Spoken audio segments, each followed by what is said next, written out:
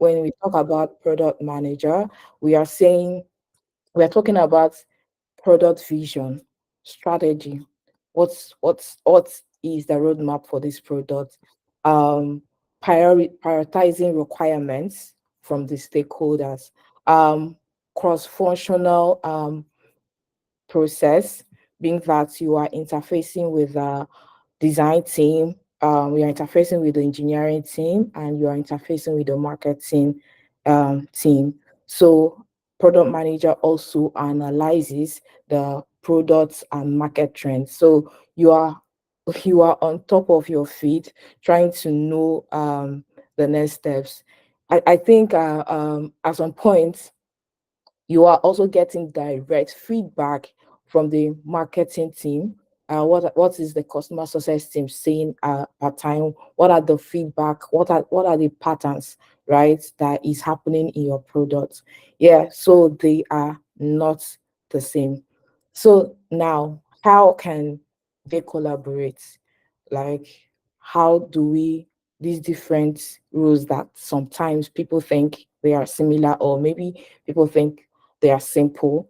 How can these these two rules come together, collaborate to make sure or to ensure that we are putting out what's what's needed in the market, what is user focused in the market, and what would also help the business in the market?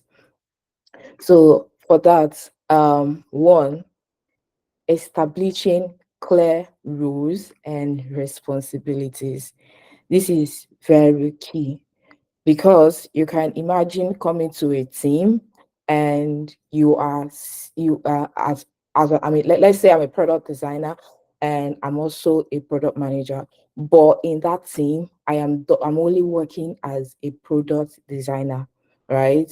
So which means in your mind you already know what a product um manager is. So or maybe the product manager is also a designer and now start telling you, oh, I think this design should be this way. I think that design should be that way. I don't think you got this right. Like trying to impart your work when maybe you have as a professional have a backing to like why you created what you did, and like backing behind your design decisions. But the manager like is trying to say, oh, also because I know design, I don't think this works, right? So what that means is everybody know what you are supposed to do, clearly define what each role is responsible for, and this prevents like friction, and making sure that both parties understand what their contribution is to the project. So, and there is also the place of defining roles and responsibilities. There is also a place of clear ownership. So the PM takes charge of the product strategy, prioritization, and stakeholder management, while the product designer focuses on the user experience, the visual design, and the usability, right? Now, how like how can we encourage collaboration? Again, encourage regular communication through meetings, updates, and shared tools. Transparent communication help both sides stay aligned on goals and progress. When you are working with him, there is nothing like over communication. Make sure that you are able to communicate to the slightest bit. Now, as a designer, you are working on a design. How do you collaborate with the product manager, the developers, and other people you'll be interfacing with? When you are on Figma and you are designing, try your best to make sure that you prototype those designs. And when it comes to hands off, try as best as possible to. There is something I do sometimes, maybe let's say, depending on the team I'm working with, um, I try to like segment each part. Oh, user research on the Figma file. I just try to say, oh, user research, feedback, V1, like the whole process, the feedback I got, maybe if I've tested, right? And the changes. So that way, anybody that comes to that Figma file, the prototype, then you when you come to that, you know that, oh, when you're clicking on that on this page is the prototype you're saying, the hands off. So when you're clicking on that page, you know that what you are seeing is the hands off, right? So that's means of communication, right? If you are not feeling fine and you guys have a timeline or deadline on something, communicate it. Don't assume they should know, right? If you're working with a team, be as open-minded as possible, right? Communicate your thoughts. Don't assume anything. That way, you all are in sync. So now, other ways again, communication is enabled is within team is there is something we do, we call it checkouts. So checkout, it's giving updates at the end of the day on what you've done for that day. And there is something we also call stand up, that's giving updates on the previous work you did for the other day, right? So these things are done so that everybody is carried along. Can you confirm that you can hear me? Yes, I can. All right. So these things are done so as to carry everybody along. When I'm giving my updates, the team is at that time knowing where I am on that design, right? And when the developer is giving their update, developers or whoever, like we are all knowing part time where we are on the project work, right? So communication is very important. There is also sprint planning, right? Because some people do it weekly. For the teams I've worked with, we do it bi-weekly, right? And that this is to discuss what we'll be working on for the 2 weeks sprint, yeah.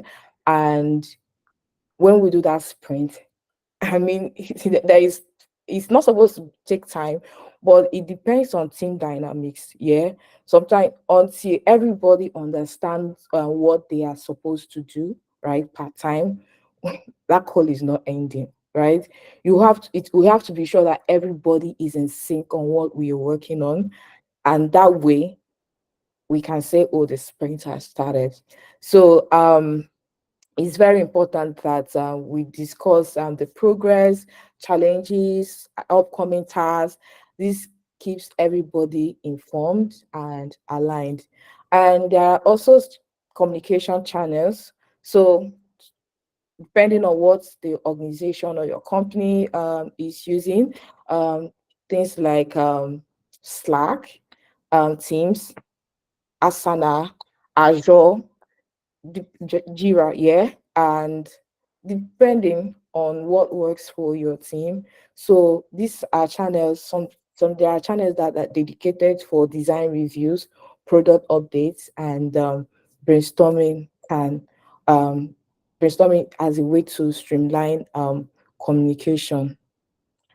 Um, So the next one is shared vision and goal. One for this, I would say when it comes to shared vision or goal, if is a company, understand the company's vision, understand the company goals, then on the product level, understand the product vision, understand the product goals, right? That would help you stay aligned. I remember, like, yeah, anyway, just understanding the product vision, right? And even if it means creating a workshop where everybody like comes up, right? You guys discuss, if it's for a particular project, you guys discuss on the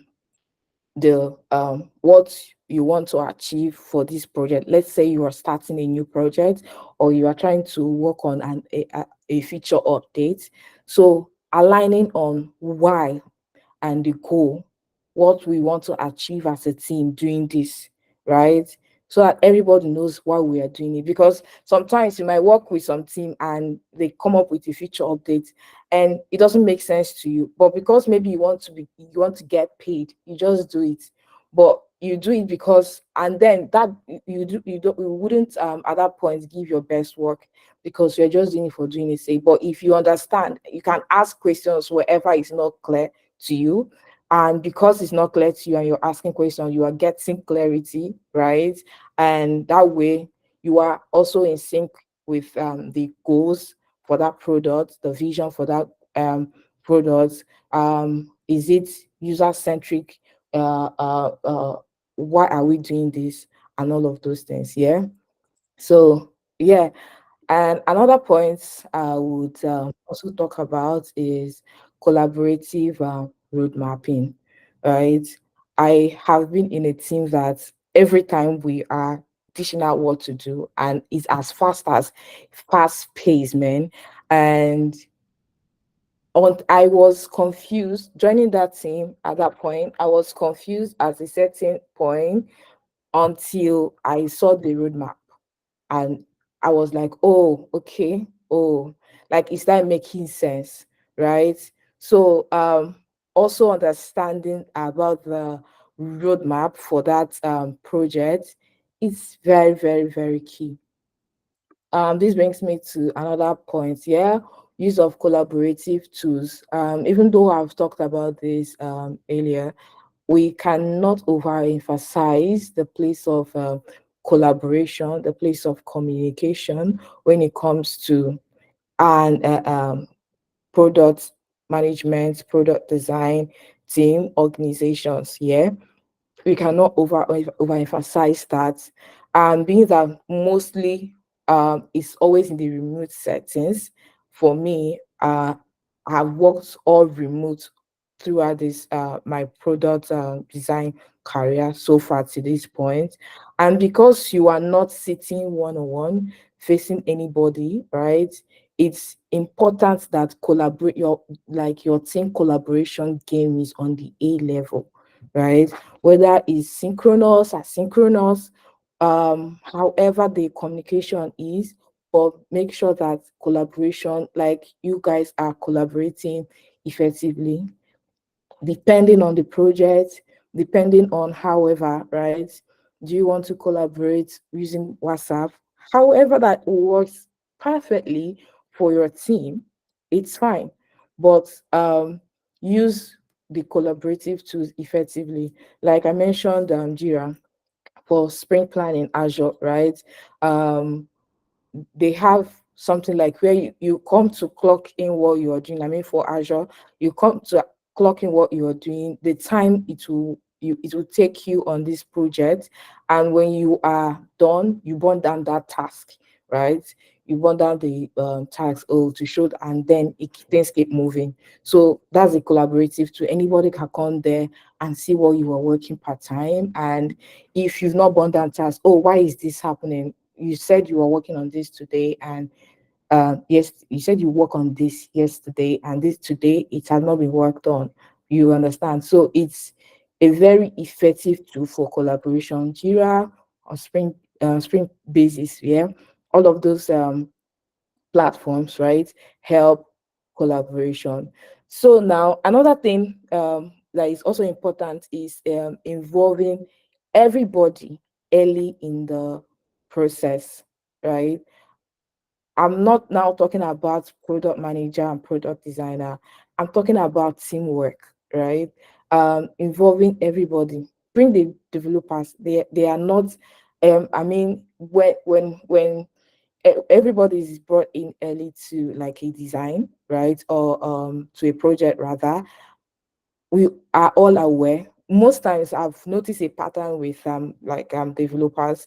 They don't just feel interested up until it's the design is done, and then you see them things that you've talked about over and over. You see them asking consistent questions that you might even get angry, but because it's a teamwork here, you have to understand, right? And you'll be like, were you not in the meeting when all of these things were discussed, when all of these things were talked about? So they were passive So bringing them early, I am of a strong advocate that you bring them early, right? Involve everyone, have a call with the product manager the ideation phase, um not just when it's time to build, then you are now talking. I mean when it's on a team basis, you now start trying to tell them, oh, this, and now they now start telling you, oh, this can work in development because of this. But when you bring everybody early, right, into the design, so whatever pathway, right, you as a designer is taking, right, they are already seeing it and say, I'm telling you that why it can't work. And yeah, so everybody early, early collaboration. If you are doing alignment of business goals, crazy, like there is this cross-functional meetings where you collaborate, do your crazy sixes, and all of those things. Allow people to bring bring in their ideas, right? Bring in their ideas in a way that you would I mean it's very effective. Before you know it, um you are getting the is the team is moving, right? So there is things like um backlog grooming, design reviews, right? All of these things are important for collaboration.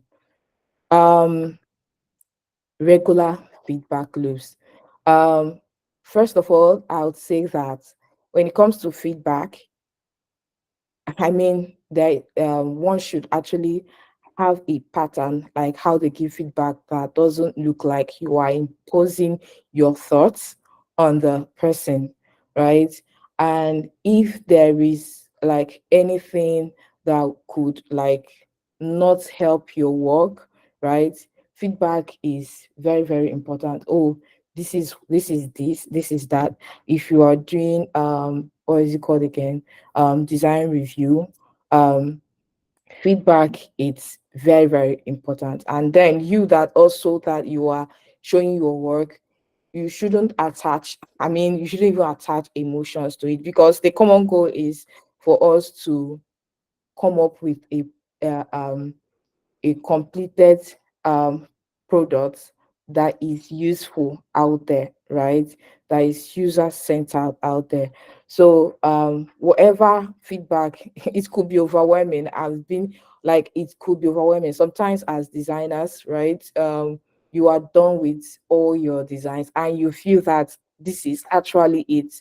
No, be open-minded as a product manager, as a product designer, understanding that it's not about what I think, it's not about you, it's not about me, it's about um, building a culture of collaboration that works, right? So giving and receiving feedback, you just have to be very, very open-minded about it.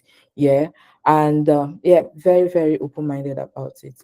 So I talked about cross-functional workshop here. So it's I think I've mentioned this point earlier, but yeah, for design team, the cross-function, you can organize workshops with the product manager. You can organize workshops with the software, the dev guys. You can organize workshop. Everybody comes together depending on what you want to achieve per time at that moment. So it's important that there is a cross-functional collaborations. And in all of this, right, the place of the marketing team should not be relegated, because they are very, very important and they interface with these customers on a daily basis. In fact, when they are getting feedback, they are pushing those updates to the product manager, right? So it's important that there is cross-functional workshops so that everybody is carried along, both the product manager, both the product designers, both the different people, customer success team, right? Everybody is carried along. Now, empathy and understanding. Um, when you are working with team members, empathy should not just be when you are designing or trying to push out projects or trying to push out products for the users there. Empathy should start within the team, right? It should start within the team. Um, oh, this person is going through this. How do I cover up for this person, right? How do I step up for a team member that is not feeling good, right? How do we that teamwork and that understanding?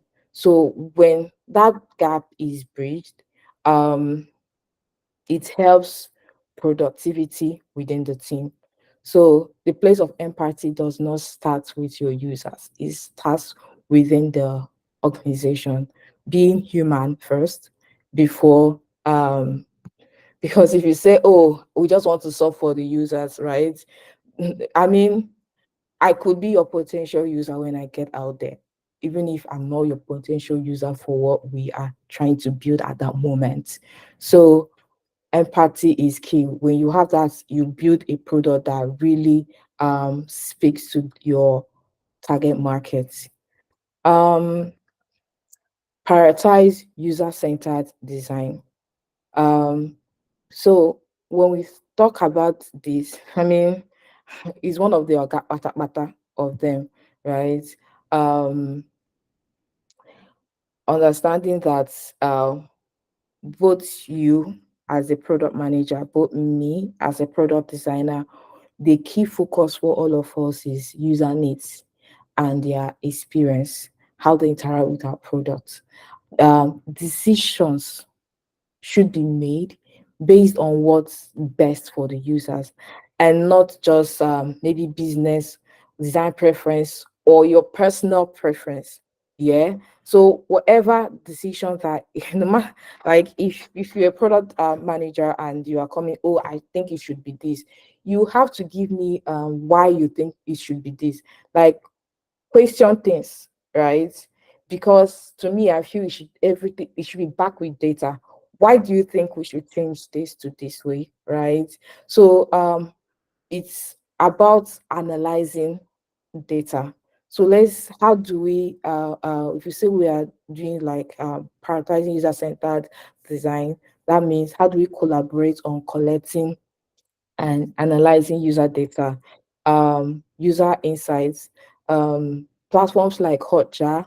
You get to understand how some of your targeted markets, the number of drop-off rates, why are they dropping off, why are they not able to complete some task, um, getting user feedback either directly from these users or from the marketing team, right? Testing and guiding decisions to prioritize features. So whatever you are trying to do, whatever you are trying to say, it should be based on data, should be data driven. Oh, we've done our research. If you're even coming to like speak to the stakeholders on why you took some steps in your decision, um, or in your design decisions, right? It should be backed with data. You don't come and say, oh, I did this and I did that without you trying to say why you have to do that. Back it up with data. So when some of them like seeing that, oh, you came prepared and you are explaining with proof of why you had to make some of these design decisions, right? They wouldn't have a lot of things to like say to bring down the work. So as a product person, whether manager, whether designer, or if you are coming to speak with the stakeholders, come with your data-driven decision, design decision or decision making. So within the team, whatever you guys are doing, it should be a user-centric approach first. Um, yeah, celebrate successes together as a team, right? No, there is no big or small wins. Yeah, a win is for me. I just believe a win should be a win, right? Even if you think it's small, still celebrate it. When people go out of their way to do what is unusual for the team, celebrate them, right? We have what we used to call on Slack high fives. So even if it's not our ritual, we just give like high fives to the team. We're done for the week. Try to rest, try to catch up, like try to relax. I know the week have been like this bots say, I know the week have been stressful. Sometimes when you read that, somehow consciously, unconsciously, it brings smiles to your face, right? And also call out to your team members that had like gone out of the way to like help you, right? That way they feel seen. Celebrate them. That way they feel that their impact is being appreciated by you or by the team, right? So it doesn't really have to be maybe when there is what is it called? A ritual. But then retro sessions is where we get to know what worked, what went well, what did not go well, what we could improve on in the collaboration process. So if the sprint for a sprint based design and spin braid system, when it didn't go well, talk about it, don't hold it, because when you hold it, before you know, it starts influencing your character, it starts influencing your attitude, right? Nobody's going to beat you. Say it, right? Just say it. um I remember being very overwhelmed with work and trying to balance things at some point in my career. And it was almost seeming that I was doing a lot, and the team at that time were not really recognizing that I'm doing a lot. There is problem, developer heaps it on my head. There is problem, product manager heaps it on my head, right? I remember doing sprint read through, and guys, like they had to, I just gave it to everybody how it was, and I mean professionally. And you when they were apologized, oh, we didn't, I didn't, some person, oh, I didn't know I was doing this. Oh, some people might not know that that they are doing some things that are not healthy for the team, right?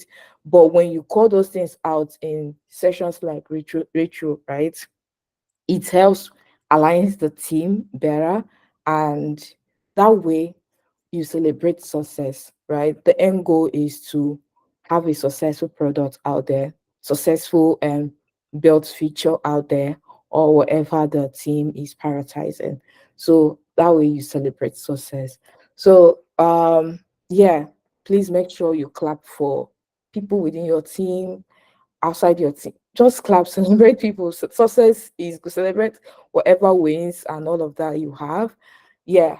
So that's it. I think at this point I would be taking questions. Thank you very much, Confidence. Please, can we send our clapping emojis for Confidence, please? If you enjoyed that session, just like I did, please. I mean,